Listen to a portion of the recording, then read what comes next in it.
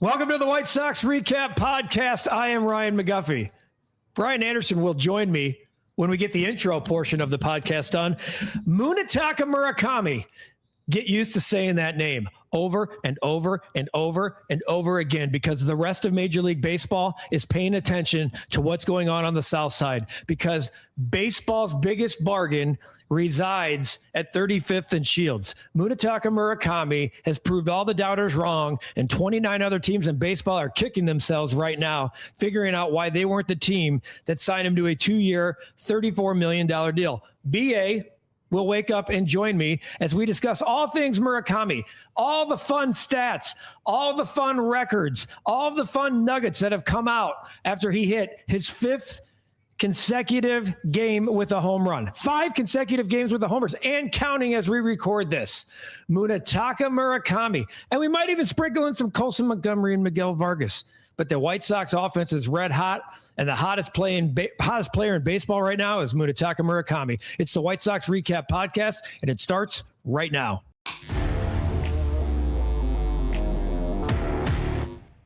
All right, Brian Anderson's here. No hoodie this week. I think he's on assignment, doing more digging on the background of Mooney Murakami.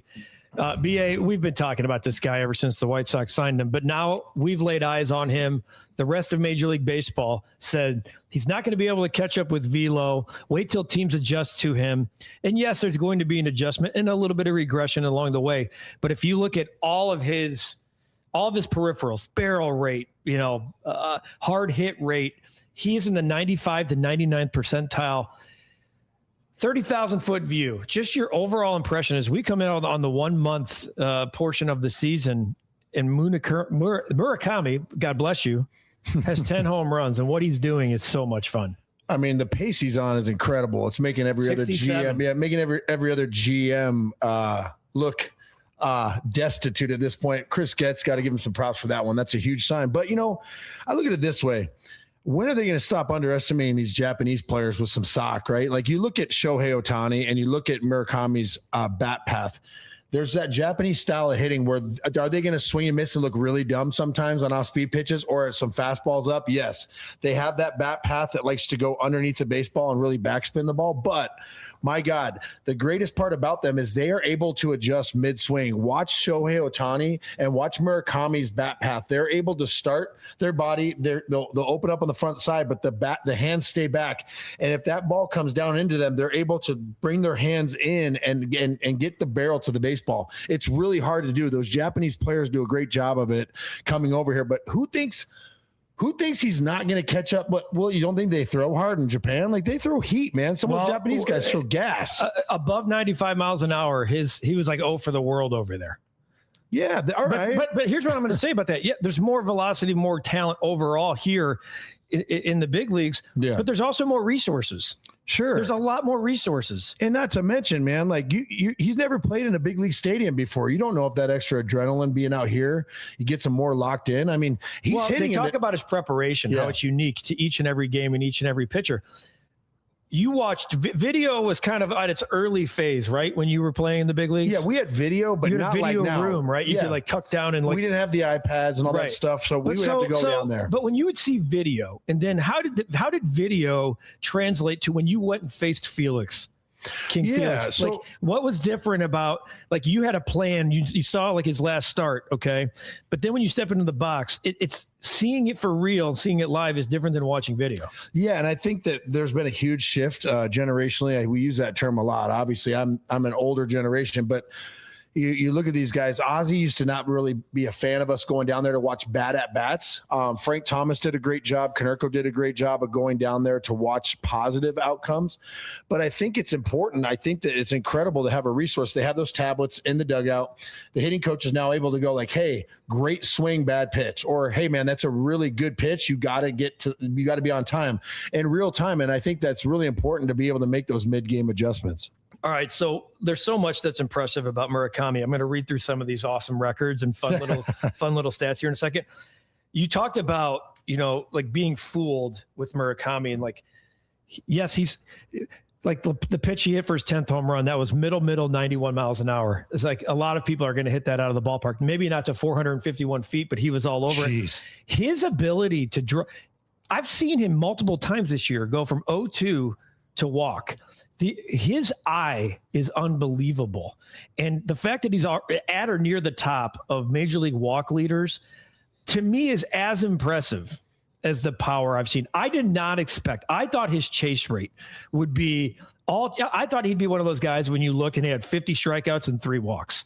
And it's pretty even. Yeah, he's on pace for 200 plus strikeouts. He's on pace for like 145 walks. Yeah, the on-base percentage is going to be 400. But let me tell you, it's a cultural thing over there. I mean, you watch a lot of those Japanese players. Do they make some really bad decisions at the plate? Yeah, they'll tomahawk something, try to go deep right in certain situations. But most of those guys, again, like Ohtani, those left-handed hitters, they're so meticulous and their discipline's so great at when they stick to a plan. I mean, you watch Ohtani and you watch Murakami. There's times where the pitch, it almost looks like it's mid pitch and they're already starting to like maybe take their stuff off. They know, like, I was looking middle in there. So even if it's a strike, I'm not swinging. So their discipline's off the charts. And I think that's a testament to the cultural discipline they have over there in Japan with some of their Japanese foreign players. So, players from Japan have been coming over for the last 3+ decades, right? Like you go to Ichiro, of course, is like the most. Shohei, Ichiro, Seiya Suzuki, Tadahito Iguchi is from White Sox lore. I mean, we can sit there, Hideki Matsui, yada yada yada, Daisuke Matsuzaka, but no one's come over really since Shohei, right? And had expectation and spotlight because of Shohei Ohtani is what I'm trying to say here. Because of what Shohei Ohtani has done, and he's one of one, literally one of one. There might be a little bit extra pressure on a guy like Murakami.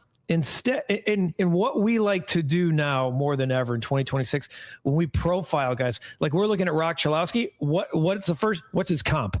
I hate comps. You know why I hate comps? Because it's unfair to the player. Yeah, big, strong kid with pop. I don't know. You said your comp was who? Torrey Hunter or something? What was your comp? No, my comp with Chalowski? No. Do you remember what people were who people were comparing? My comp, yeah. I mean, my thing was 5-tool, fast, could throw, I could do everything. But again, like I hate when they get like this guy. Tough. This guy is I heard the other day, like his ceiling is Dansby Swanson. I was like, well, damn, that's pretty damn good. That is good. That guy's with more jack. Yeah, but like.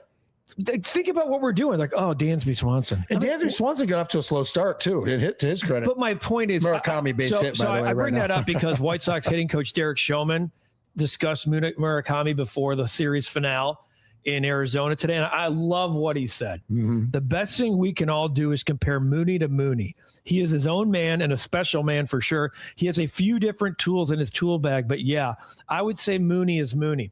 Because the question we all ask is, who does he remind you of? Who does this compare to? And I love that a coach early on in his career is saying, this guy's him. That he's Munetaka Murakami. Yeah, and how about he's Murakami? He's himself. He's coming over as himself. He just got a 3-0 base hit to right field, by the way. Did he really? Jacked out, which is great because that just goes to show you I'm so locked in. Like if you throw it anywhere in the vicinity where I'm looking, anyway, he got lucky, a little bit of a top spin line drive, but nonetheless a base hit. But yeah, he is himself. It's nice to be able to come over. Ohtani, I'm sure everyone naturally there's going to have comps, right? But when you have produced at the level he's produced in Japan, just like with Ichiro, man, he had 2,000 hits over there, whatever it was, 1,500 hits. There's an expectation. Yes, we know the power is going to be there, but my gosh, if this guy can hit 250 with 35 to 40 homers, the White Sox hit the jackpot. I think they already hit the jackpot. There's a question I want to ask you at the end of the podcast about Murakami specifically, but that's basically what this whole podcast is about. I'm going to ask you a trivia question right now. Hit me. How many players in baseball history have had 10+ home runs and 20+ walks in their first 25 games? I'm going to say less than 3, and Shohei's probably 1. Their answer is 1, and it's Munetaka Murakami. Wow. He's the only player in baseball history. You son of a bitch, you baited me there. To do that. I did. And then you go to our Sarah Langs, who's the best. Murakami and Colson Montgomery, who we have failed to. This guy, we're seeing the power be contagious here. Murakami and Colson Montgomery are the first teammates to each homer in 4 straight team games. And Murakami, Montgomery, and Miguel Vargas are the third teammate trio to each homer in 3 straight, joining 2001's Mike Sweeney, Carlos Beltran, Raul Ibanez, who raked against the White Sox, and 1995's Colorado Rockies of Dante Bichette, Vinny Castilla, and Larry Walker. That was some Nintendo numbers over there. But speaking of that trio in Kansas City, did they ever put it on us? My God, every time I saw Mike Sweeney, he was hobbling around, but it was usually him hobbling to a stand-up double or hobbling for a home run, because he just absolutely torched us. So Mike Sweeney, shout out to you. And then the fact that Murakami and Montgomery are the first pair of teammates in Major League Baseball history to each homer in 4 consecutive team games shows you that baseball is beautiful. It's awesome. It's just so romantic, because we've seen every single thing, right? Every time you turn a baseball game on, you think you've seen it all, and then something new happens for the first time. So Sox tying it up. Oh, I love it. I love watching White Sox baseball during a White Sox podcast recording. I love this from Scott Merkin. Murakami's hits in 2026.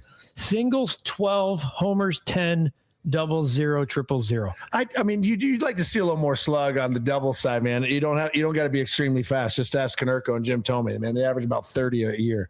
So the other thing about Murakami is that look at the distance of these home runs. His power. He hit one off of his front foot. I don't know if you saw it on Wednesday night. He hit it off his front foot to the opposite field, kind of flipped the bat out there, and it got to the warning track. Like, it doesn't look normal. It looks easy and effortless. Why? Yeah, well, I'm telling you right now, because he barrels a lot of baseballs up. There's going to be some swing and miss there. Same with Colson, who's up right now. But the White Sox are on fire. Speaking of that, 2 of the 3 guys we've been talking about have just got 2 back-to-back base hits with Colson Montgomery up. But, when you have swing and miss, in your bag, that's fine. But, man, when you barrel the baseball, it's going to go. I mean, you take a big, strong guy with a hard MLB wood bat and some of these baseballs, I mean, juiced or not, man, they're just wound tight. The ball is going to go. So if you can keep the hands back, it doesn't matter if you're on your front foot anymore. You just got to barrel the baseball and good things happen. Murakami, this is your barrel leaders in Major League Baseball. James Wood, surprisingly, of the Nationals, #1. Listen to this 2 through 5. Aaron Judge, Murakami, Mike Trout, Shohei Ohtani. That's incredible, man. I mean, but I'm telling you, this is what we spoke about in our preseason predictions. As Murakami, it's like, he's going to be in the 20s, right? But man, the surgence of him, another base knock for Colson Montgomery. Yeah, that's 3 straight hits from the 3 guys we're talking about, man. That's this kid's on fire. And not to go off on a tangent for the viewers at home, but let me tell you, those 3 guys, that's the problem with the White Sox right now. Is like, you can have those guys be hot, but there's got to be some guys on base, right? You can't just go 3 singles. That's not going to score many with those. I'm going to read a crazy stat about the White Sox here in a little bit. I want to keep going with some of these Murakami stats. Hard hit percentage, Murakami tied with Fernando Tatis for 1. Wow. 66.7%. That's nuts. 2 out of every 3 is a hard 66.7%. I mean, you just keep looking. He's 10th in baseball in average. He's hit the 10th furthest home run this year in baseball. Average home run distance, he's in the top 20 there. He's just, when you look at everything, exit velocity, okay?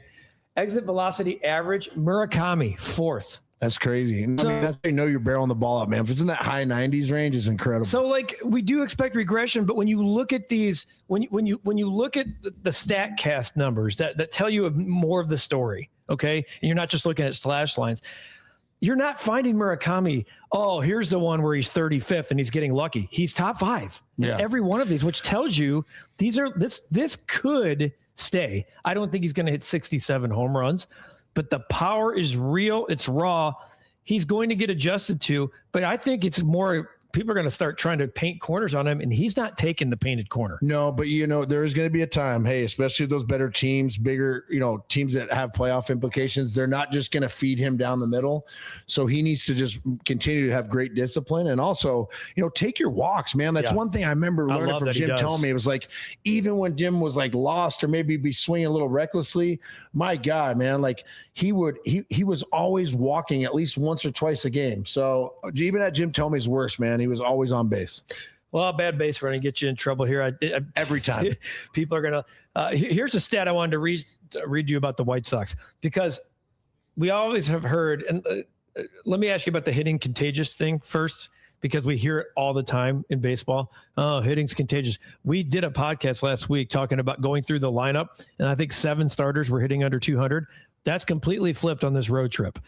Hitting is contagious. Can you explain what that actually means? Because a guy like Chase Mydroth is not going to hit home runs in 5 straight games. No. But he's part of this group that's hitting 2-3 knocks a game.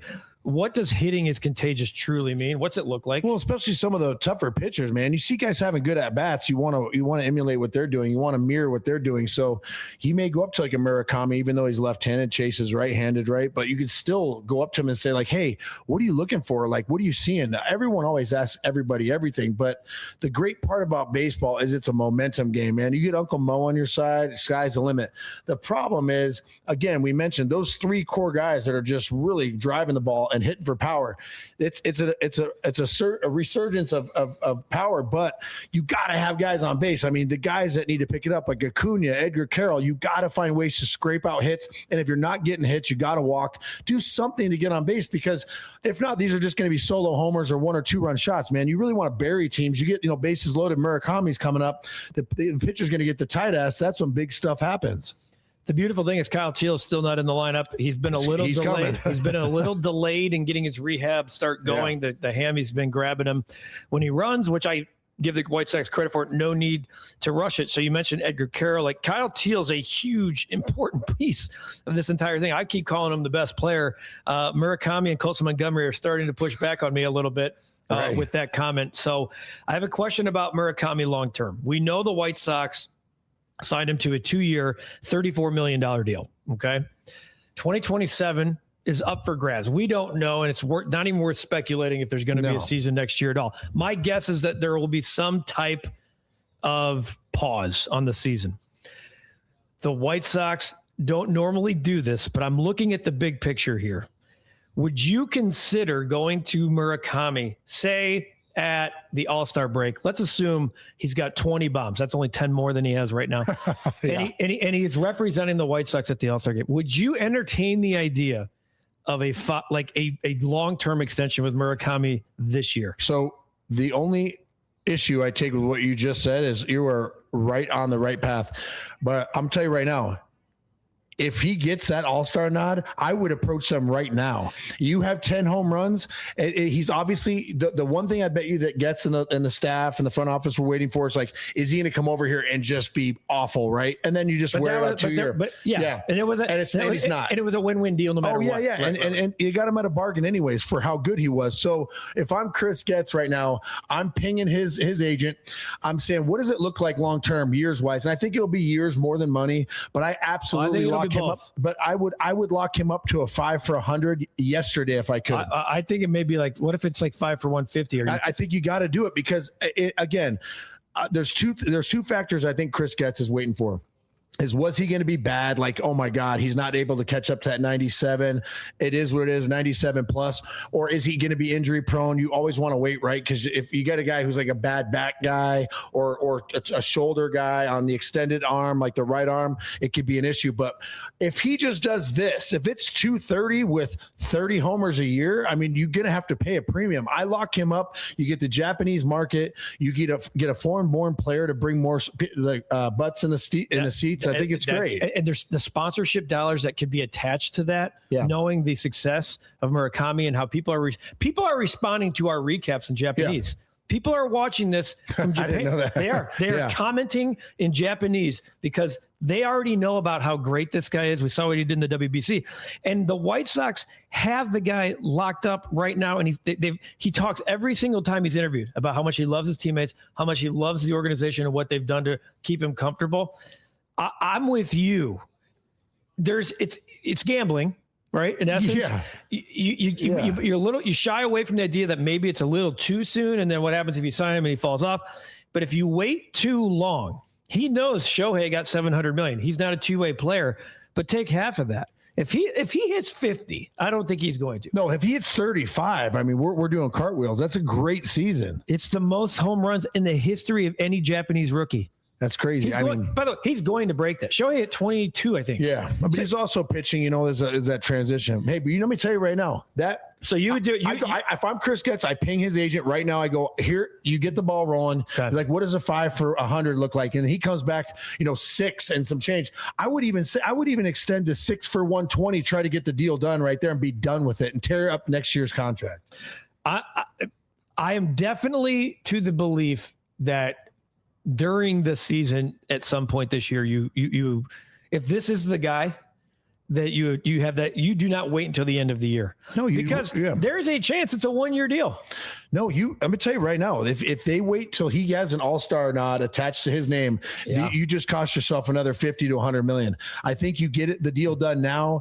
If he's liking his teammates, Murakami, the Japanese players are, again, they're all about culture. They're all about like the setup. Are things smooth? I don't think they're going to chase the dollars like some American-born players or some of the Latin players. I do think, but money matters. No, it does matter. But I mean, if he loves it here, his family loves coming here. The media is great. There's a presence. He could be the king of Chicago, man. I mean, he could run this town if he goes off. He could be a magnet for other players, not just in Japan, but other players in the league who say, like, I want to be around a guy who hits 40 home runs. Brooks Boyer will have a heyday with that Japanese market, too. Oh, boy, they're already doing that. I wanted to read this stat to you as we transition a little bit more just about the White Sox. This is crazy. This is a crazy stat. You ready for this? This is from the Chicago Pope, who was giving it to me last week when he was all pissed off. When the White Sox score 5 or more runs in a game, they have the highest team ERA in baseball. That's crazy. But when they hold opponents to less than 5 runs a game, they score the least amount of runs in baseball. Well, it just goes to show you, man. You got to fire because good teams fire on all cylinders. That's why the White Sox record stinks. Like, you look at Major League Baseball as an average, the better teams are in the playoffs every year. Like, when their pitching's clicking, they're hitting, right? Like, it's those 1-run games that we talked about last year. Like, good teams win 1-run games. Well, that second game, this road trip that they've been on, and they're wrapping it up as we tape this, you can make a real strong case they should be unbeaten on the road. They should have definitely won Saturday's game in Sacramento. And then you look at Wednesday's game in Arizona. Yeah, like, they never held a big lead, and Arizona kept tacking on runs. But Anthony Kay had nothing. I mean, that was 8 earned on 8 hits, a couple of bombs. And it's like the offense just keeps adding on, but if you're still giving them up, and the Sox bullpen, BA, there are a couple names in there. Lucas Sims was DFA'd prior to the taping of this podcast, which I think was the right move. This is like, there's some of my buddies who sometimes are like so involved with the guys who are on the team right now. And I just keep hitting pause saying, I just think this team's going to look a lot different come Memorial Day, because they're not going to have 3 or 4 starts from Anthony Kay or Eric Fetty or other people that are allowing 5, 6, 7, 8 runs when you have guys in the minor leagues. And Hagen Smith's been kind of a weird thing going on, but you have Tanner McDougal. There are people down there. Shane Smith, if he gets it right, his second start was much better. I just think the patience in the runway for some of these guys is a little shorter than maybe people think. No, listen, let me be crystal clear about what the White Sox roster looks like right now. Colson Montgomery, Chase Mydroth, a Murakami, they're safe. Davis Martin, you're safe, right? You're throwing well. How about your breakout player, Edgar Carroll? I mean, but no, let me tell you, everybody else is on the is a subject to. You sent me a great tweet text the other day. I was like, these 7 guys, Shuttle's warming, and I looked at it like ready to laugh, and I was like, I mean, yeah. Listen, I never took my job for granted. I knew that. Did I make some bad decisions as a young player? Yeah, mostly off the field.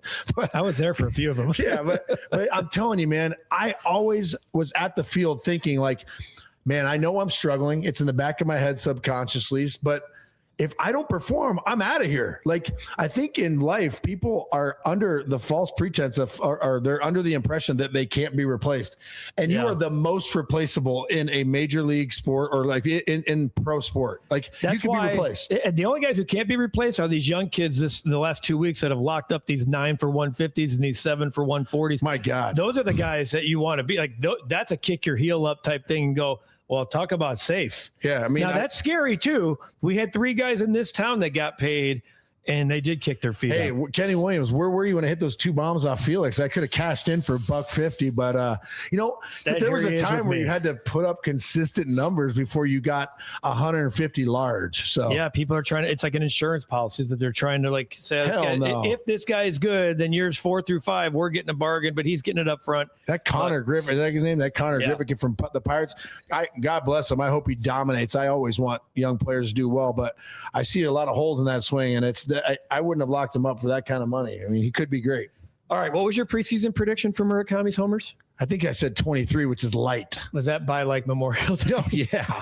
But hey, again, there's always going to be a dip. But Colson Montgomery, to his credit, did something that we had stated several times on this podcast. His average wasn't that great, but it's okay when your average is down as long as you're still barreling baseballs and hitting homers. He's got 7 home runs. That's incredible with like right around 200 average. That's fine. Yeah, I mean, looks very it's crazy. Since the All-Star break last year, okay, it's in no specific order. You want to know the top 5 home run leaders last year? From last year's All-Star break to current. I know Montgomery's in that top 3 for sure. Number 1 is Kyle Schwarber. And then it goes, I think it's Judge, Ohtani, Junior Caminero, and Colson Montgomery. It's incredible. Like, think about He's that on list, a tear, man. Like the 80 games are great. Judge, Ohtani, Caminero, Colson Montgomery. Yeah, it's got to be what, like a probably 80 to 90 game clip. I mean, then that's a really large body of work. Yeah, he's Murakami. There was another list too I saw. Quickest to 10 career home runs, quickest amount of games. Murakami took that over as well. So that's a list that included 24 games. It's the quickest to 10 home runs in the White Sox history. You know who's 5th on that list? Colson Montgomery. 2006 or 2007, we're playing Detroit. Chris Shelton had 7 homers and like 4 at bats, and Konerko, we started calling him the Babe. Like, I mean, of all the players you would expect to hit homers off you, and you got maybe Maglio was playing on that team. Chris Shelton had 7 homers like his first 5 games. It was incredible. Well, at some point the streak's going to end. It may have ended by the time you listen to this podcast. I had 33 homers for Murakami. I feel like that's light. It feels light. I did also say, we also predicted on the podcast who would be the White Sox All-Star. Mine was Murakami. Mine was Edgar Caro, I think. Feeling okay thus far, but we're not going to sit here and cash tickets on April 23rd. No. What we are going to say is the White Sox got this one very right. And it's fun for once, BA, as we wrap this up. Put a bow on it. It's fun that Major League Baseball has a spotlight on the South Side right now. Like everybody in Major League Baseball is talking about this guy, and they're talking about what and how and national. Like I'm being serious. I was told from a buddy at MLB that they're trying to figure out ways to get the White Sox more visible nationally because of Murakami. I'm going to do this live on the podcast right now. Just so you know, I'm going to send Chris Getz. No, I'm sending Chris Getz an audio message. Okay. I'm going to let you hear it live right here. Getsy BA here. Just so you know, you're live on our podcast. That's the Recap Podcast. Sure, he's thrilled. He's thrilled. No, but our main topic today was locking up Murakami. So go ahead and treat yourself. Ping his agent and go ahead and treat him to a first offer 5-year for $100, $100, and then just shoot up to about 6 years, 140. You're welcome. Miss you, brother. I'm glad that we just got that solved. Look at that. That's a beauty. When your teammates. That's right. Teammates with Getz, right? Oh yeah, for a couple of years. So Murakami is also now your co-leader to win the AL Rookie of the Year. I mean, right now he's on pace to be the MVP. Not quite the MVP. If you want to know if Yordan Alvarez, maybe. Yordan Alvarez is 2. He's behind Aaron Judge. Let's jump. Murakami is 100-1. Hey, yeah, I'll throw. It's going to be bad, but I'll tell you what. You imagine being Aaron Judge. I mean, Mike Trout is back at his Mike Troutiest, but you look at Aaron Judge. You imagine every year, like by the end of April, like, man, I'm in the MVP run again. It's like, Mike, how good are you, man? You're one of the best ever. That's crazy. That's how that works. BA, any time that we're having these type of podcasts, like I think about what we've been doing the last couple of years, and we haven't had one that's been this fun. Murakami has become that guy that you're like, I'm like this. I'm like, is he up? Is he up? Because whatever I have planned, I pause. Yeah. And there has not been that guy. I think that's how Frank was as a kid. I'm not comparing Murakami to Frank. But he's exciting. But he's exciting because you just don't know what you're about to watch. And that's how Frank was the best right-handed hitter I've ever seen, and I don't think I'll ever see one better. For 2 years, he was the best. There's no one close. And it's so much fun to be like, well, I got to go to the bathroom, but I need to wait because Murakami's coming up this half inning. Acuna's up. You can go. Edgar Carroll and Acuna is up. You can go to the bathroom. Take a long bathroom break. He's later. The best. He's Brian Anderson. I'm Ryan McGuffey. Guff here on the White Sox Recap Podcast. Hoodie will be back on the next edition of the podcast, which by then, who knows? There could be 15, 16, 17 home runs from Murakami at that point. If you don't already subscribe to the recap, come on, man. What are you doing? Clean it up. Let's go. 250,000 others are. Click the notification bell when you do it too, because when these two bozos do a podcast, boom, you get alerted that, yes, a new episode has dropped. We appreciate you listening audio only for those who listen on audio form podcasts. And all of you watching at the Recap Network here on YouTube, we appreciate you. For BA, I'm Guff. We'll see you next time on the White Sox Recap Podcast.